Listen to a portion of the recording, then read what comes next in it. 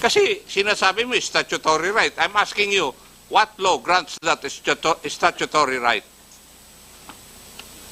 We'll check on the provision, Your Honor, of the law, and I'll get back here. Yes, hanapin mo lahat Yes. yan. Wala akong makita. Yes, Your Honor.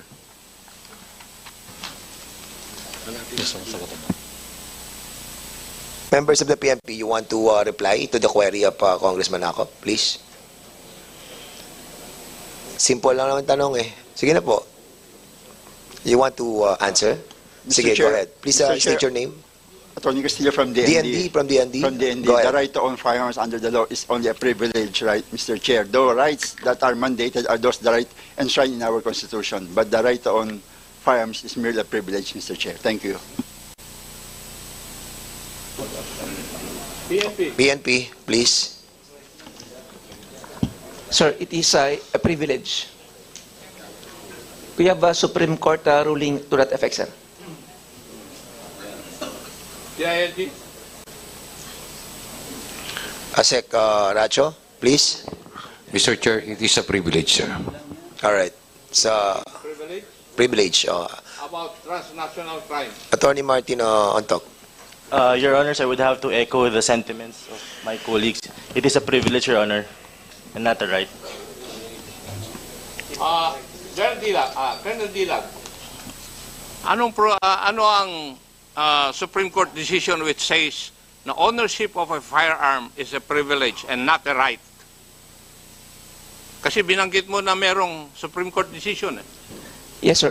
The Chavez versus Romulo, sir. I beg your pardon? Chavez versus Romulo, sir. When was that promulgated? 2009, sir. 2009. Okay. Would you agree with that, attorney? Doon sa huli. Congressman Acop, can I be allowed to speak? Attorney Lacambra, Your Honor. Okay, you are recognized, Attorney We need Lacambra. to distinguish between the two basic rights. Since it's now allowed by the law, it's ano now po ang considered allowed by law? for the RA Let's be clear about 10591, it, Your Honor. kasi very specific yung tanong ko. Yes, Your Honor. Ownership of a gun. It is is it a a- right or privilege? We need to distinguish, Your Honor. Since it's now allowed by law, What do it you is need to a distinguish sa ownership of a gun? it's now a statutory right, Your Honor. Ownership Because- of a gun? Yes, Your Honor. Ano po Statutory ang right. provision? The state policy of the RA 10591 itself states, Your Honor, granting the private citizen to the right to own a licensed firearm, Your Honor. Will you It's a please read that statutory provision right. of law na specifies ownership of a gun? Yes, Your Honor. The right to own a gun or right to self-defense ang sinasabi. My partner will answer it, Your Honor. So we have the copy of Republic Act 10591. What particular section of Republic Act 10591 are you pertaining with? Kasi yun ang tanong ni Congressman Acop. Yes, eh. Your Honor. Sige, state it, please. Article on registration and licensing, Article what? Section 8, anong article? Article 3, Your Honor. Article 3 of RA 10591, Section 9, it says there, subject to the requirements set forth in this act and payment of required fees, a qualified individual may be issued the appropriate license under the following categories. May be issued. Yes, May be issued. yes. In other words, it is subject to regulations. Well, Would you agree with me? yes, Your Honor. Of course. That's 10591. I would like- I think we are getting confused between I'm a not privilege. confused, attorney. No, the I'm the confusion. one asking questions here. Yeah, okay. I'm not confused. Okay. I would like to read also a decision of the Supreme Court I'm familiar entitled with that, Your Acosta Honor. versus Ochoa, date, GR number 2111559, October 15, 2019. The gist of that decision is that use of firearms is a privilege, not a right. There is no constitutional right to bear arms. Neither is the ownership or possession of a firearm a property right. We agree, Your Honor. I'm familiar with- Wala na tayong pagdebatihan kung nag-agree ka, attorney. Hindi. Di ba? It is a- I think we Ikaw have naman. to So, Ikaw Attorney- naman eh, So, Attorney gusto mo pa Gutierrez. lumusot eh. Huwag kang clarify the lumusot. privilege and statutory right. It's practically almost the same and synonymous. Walang nagsasabi directly na statutory right to own a firearm. No. I would beg to disagree with you. Thank you, Your Honor. Yes. Alright. Huwag ka na lumusot, So, attorney. ang pinag-usapan Kasi, po, bago ako pumunta rito, nag-research na ako. Kayo, hindi nyo pa nga siguro nababasa yung mga ito eh. We are very familiar with that, Your Oh, Honor. come on, attorney. Don't tell me that crap. Itong tanda kong ito, marami na ako nakasalamuhang kagaya mo. Itong palusot. Thank you, Your Honor. okay. Alright. Now, there's another go ahead, question. go ahead, Congressman Acop. General principle, Mr. Chair, regarding this issue. Now, dito ngayon, pag-uusapan natin, which is more important, accessibility or safety? Matanong ko pa nga kayo, ano po ang mas importante? Kasi, if I read the provisions of the bills, ginagawa, mas gusto natin na mas accessible ang firearms at saka ammunitions. Now, which is more paramount, accessibility to firearms or safety of the people? Okay, resource persons who wanted to answer. Mr. Chair, if I may. DND, please, answer. Under the Constitution, Mr. Chair, under the General Welfare Clause, is the safety that's more paramount, Mr. Chair. Thank you. What's your reply, please? Under the General Welfare Clause of the Constitution, it is the safety which is more paramount paramount. than accessibility, Yes, Mr. Chair. paramount consideration is the safety. Okay. PNP, again. PND. PNP. The populace, that comes first. Okay. Nika, you want to answer? Just like with the position of the PNP, sir, safety. So, the ILG, same position? Yes, sir. Safety of the people, And also sir. the national crime? Yes, Mr. Same? Chair. Same. All right. The manufacturers and the dealers associations, you want to answer on the query of Congressman Acop? Please, the one wearing a white polo, please answer back. That's attorney. Thank you, Honorable Chairperson. We actually agree with the sentiments of the government personnel that the safety of the public is something to keep into consideration. Although we would also like to submit that the accessibility and also the safety does not necessarily contradict each other, that there could be a picking of certain provisions which may be both beneficial to both the safety of the general welfare of the public as well as also making it accessible to some licensed individuals, because as we know, and as also pointed out by the Representative Acop, and correctly so, that the ownership of firearms, it is actually a privilege. We just have to distinguish that there is a difference between the property itself, which is a right to property, and being licensed to own, which is why we're here all today to request the kind indulgence of this committee, because we understand that the firearm ownership is regulated by laws, which is why we are here today. Having said that, we also submit that there is a possibility of promoting both accessibility and also the public safety, which is why we have to look into both jurisprudence, as also cited by the committee members here today, as well as relevant statistics, whether both local or international, to see trends, if there is any merit to promoting one sort of restriction over the other. Thank you, Mr. Chair. Any other resource persons who wanted to answer back? Mr. Rico? Mr. Rico? Yes, thank you Go for ahead. for recognizing this input, Honorable Fernandez. So for our feedback, and this comes from our experience of owning firearms for many years now. Of course, we all want safety, and our firearms laws here in the Philippines at present are actually doing a very good job at keeping the public safe. However, I believe that that there is somewhat of a false dichotomy here between having to choose between safety and accessibility, because the reality here is that we can have both. We can have both. We can have very safe firearms laws and at the same time improve the efficiency to help lawful gun owners. And the reason why this is important is because the more we restrict firearms ownership, the more loose firearms proliferate. It is very easy for criminals to acquire firearms illegally. And if we make it very difficult for people to own firearms, it will only mean that criminals will have a bigger disadvantage over us, and the more likely that firearms being sold in the black market will proliferate because legal firearms are very difficult to acquire. So I think that we can accomplish both by working together. Thank you. Okay, thank you so much. Actually, mag-12 na and we have another schedule. And probably, if Chairman Akop is already done. You're not yet done. Sige, go ahead. I might be a member of the technical working group. Gusto kong malaman na kung ano kaisipan nila eh. Alright. Bago kuhan. So you want to this other resource person to answer as well? Sinasabi po nila, the right to own a firearm is associated with the right to self-defense. Ganon yung mga statement na naririnig ko po sa inyo eh. Di po ba? Would you agree with that? Who wants to answer? From the...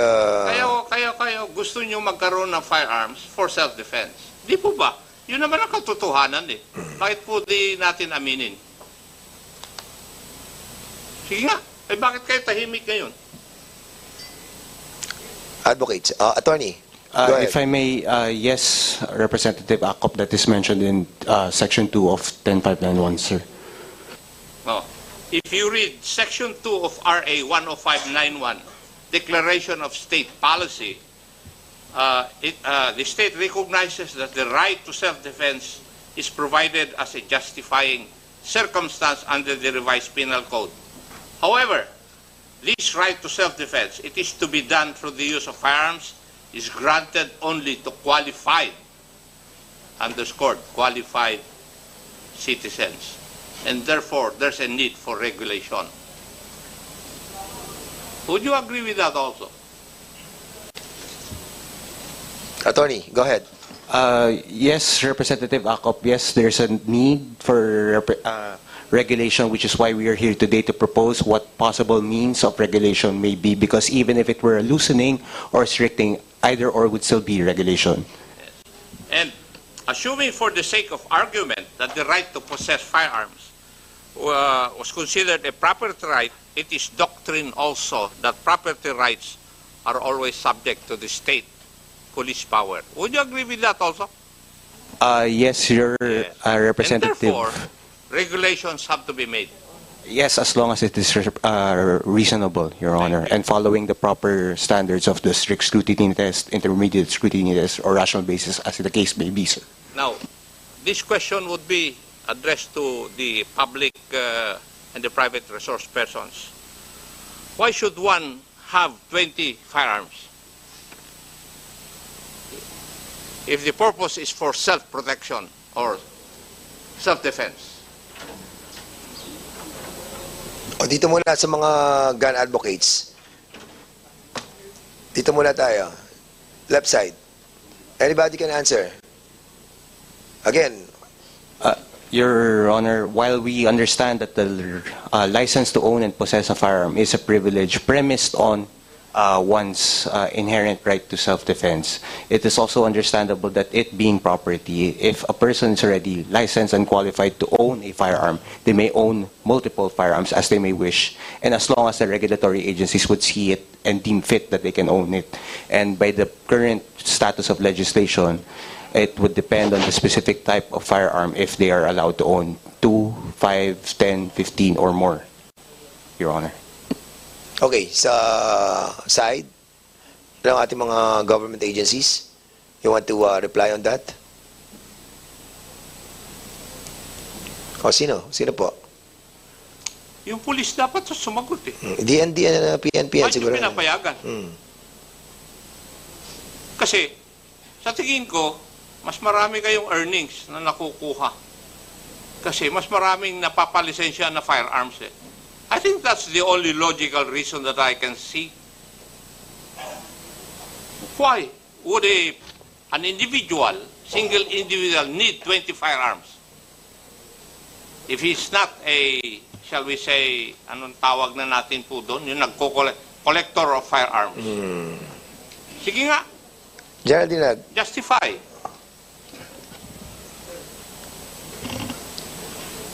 Mr. Chair, we have gun owners or shooters who likes to compete in every category. Merong pistol, merong revolver, meron din pong rifle. But meron din pong shotgun.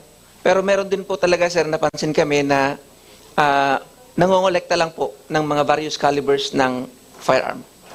Under the law, meron kayong category ng mga firearms collector eh.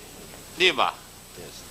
But you are not answering my question. What is the logic behind an individual owning 20 firearms if he is not a firearms collector?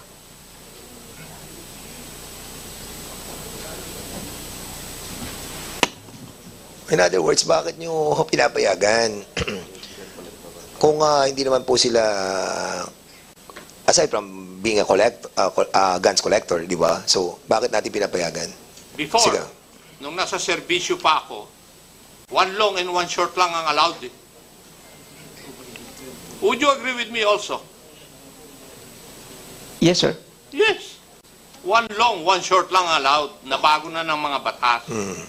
Now, give me the logic why an individual person would be allowed to possess 15, 20 firearms. Bakit?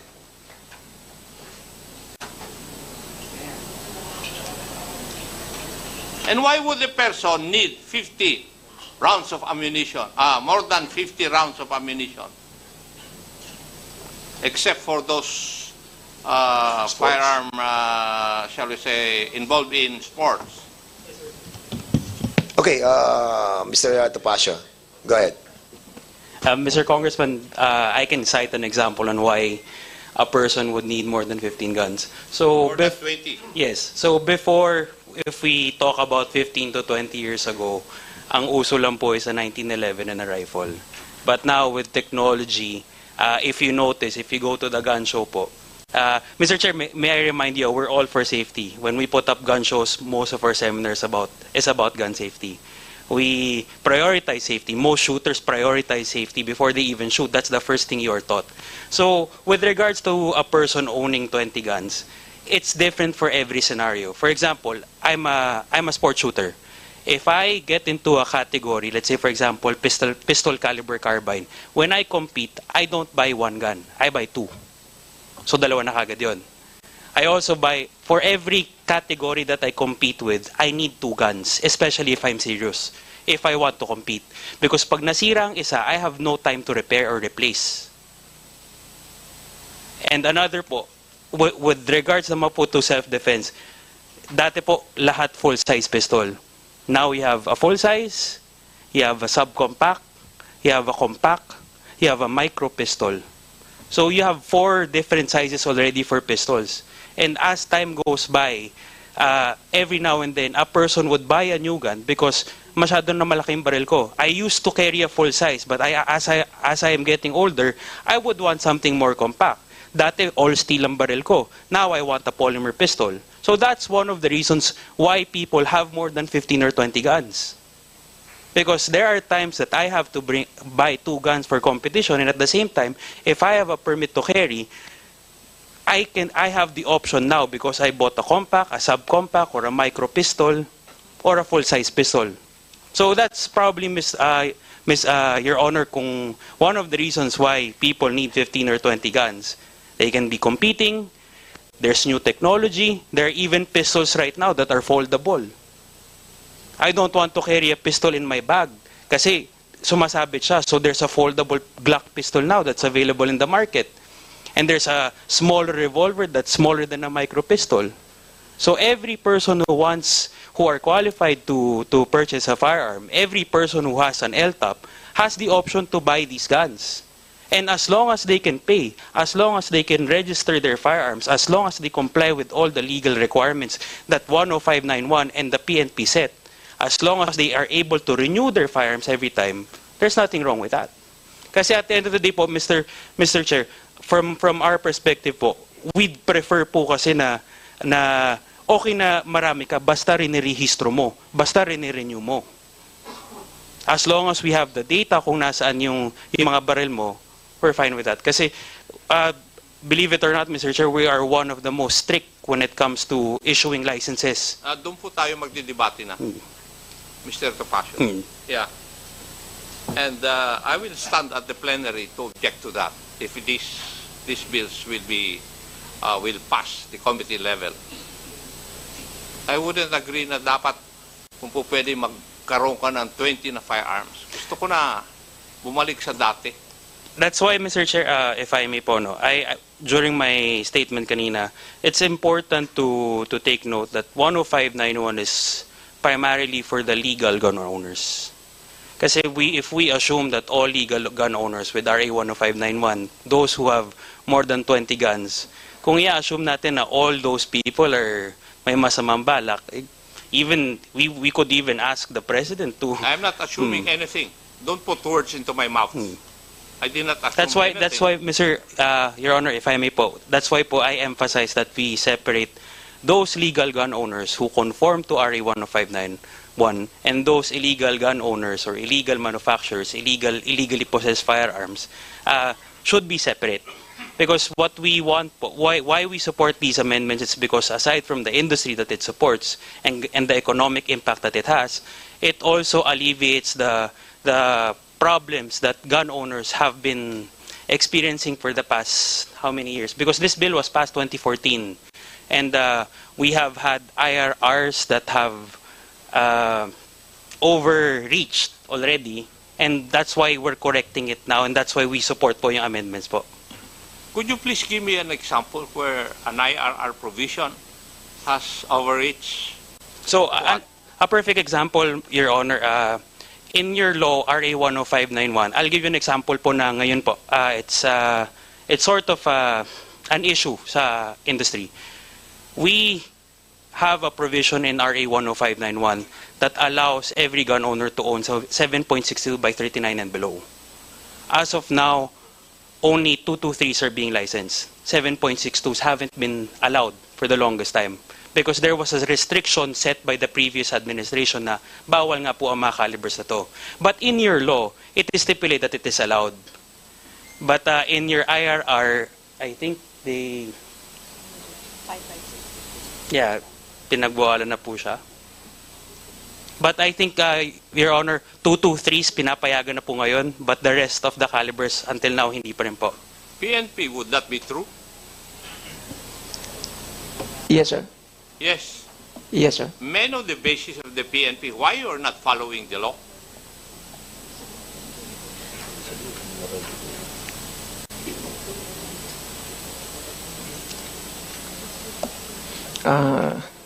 The regulatory function of the PNP, sir. Can a regulatory function or provision of the PNP rise over and above the law? Following your logic. It's a provision of law according to Mr. Topacio, and you agreed to it. Why are you not following the law? But sir, going back to the provision on licensing firearm, that this may be licensed to qualified individual, sir. And at times, sir, yun niya po. If, Colonel Dilang, if it is expressly provided by law and your IRR doesn't say so, says otherwise, I think that's ultra vires. And the good lawyers would agree with me. Di ba? Yes, sir. Bakit hindi nyo sundin yung batas? Are you trying to tell us that you are defying the intent of the framers of that law?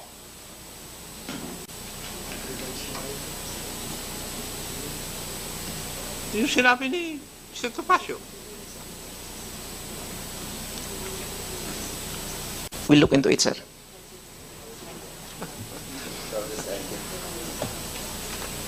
Wala na, Mr. Chair. Marami pong salamat sa opportunity. Thank you, Your Honor. And that's the reason why we wanted to have a technical working group. Medyo masyadong masalimotong istorya ang ating pinapasok. But of course, we have seen the different positions of the different government and private sector. And this representation believes that we need to create a technical working group on this purpose. So I need to have a Mr. Chair. motion. Mr. Chair, Congressman Bosita, please. Mr. Chair, after our lengthy discussions, no, parang isa lang nakita ko na the best na i-handle itong technical working group. Yes. Mr. Chair, may I move to create a technical working group for these measures? So there is a motion to create a technical working group. Any second the motion? Second, Mr. This Chair. duly seconded. So the motion is now approved. Second, To be who's headed- gonna head the technical working group? To be Yes, sir. headed by Honorable Vice Chairman, Attorney General Representative So, Romeo wait, Macosi there's a Acop. motion, but we need to find out the availability of Chairman Acop if he will going to accept the chairmanship of the technical working group of not. So, Congressman Acop, I please do not reply. know if the Honorable Bosita is mad at me. Simply because he's giving me more work. And there's a lot of balancing that the good chairman have to do on this issue, no, on the three house bills that you're going to discuss. But I think it is imperative for the chairman of transportation to be a part, no, of this technical working group as a chairman. So I believe so that we need a man like Chairman Acop to head the technical working group. And naniniwala naman ako na magiging fair, no, si Chairman Acop. So there's a motion that Chairman Acop be the head of the technical working group that was created by this committee. Any second the motion? Second, Mr. This was duly seconded. Any objection? Hearing none, the said motion is now approved. All right. So the members of the technical working group will be Senator Bosita, you will be a member as well. Congressman Plato, Congressman Arrogancia, Congressman Dago will be a part of it as well. And also Congressman Tebes, who attended this hearing. And eventually, pag nagdi-discuss na po kayo, meron na kayong knowledge about it. So, no objection. So, the members that was mentioned by this chair will be a part of the technical working group. All right. So, since we have already created the technical working group, all those position papers that we were asking a while ago must be submitted to us in a week's time. So, sana po mapadala nyo na po agad, considering the importance of these bills. Okay, so other matters that the body wishes to discuss. Wala na po ba ibang bagay na i-discuss po tayo? So, there being no other matter to discuss, do I hear the favorite motion? Motion? Mr. Chair, I move for the suspension. No, adjourn. Adjournment. So, do I hear a motion to adjourn? Second. Adjourn, Mr. Chair. So, there's a motion by Congressman Plato to adjourn this hearing. Any second motion? Duly seconded. Okay. Congressman Arrogancia, please. Mayor. Second motion. Okay, kala ko nag-object ka eh. So, second motion. So, no objection. This committee hearing is now adjourned. Thank you so much, everybody.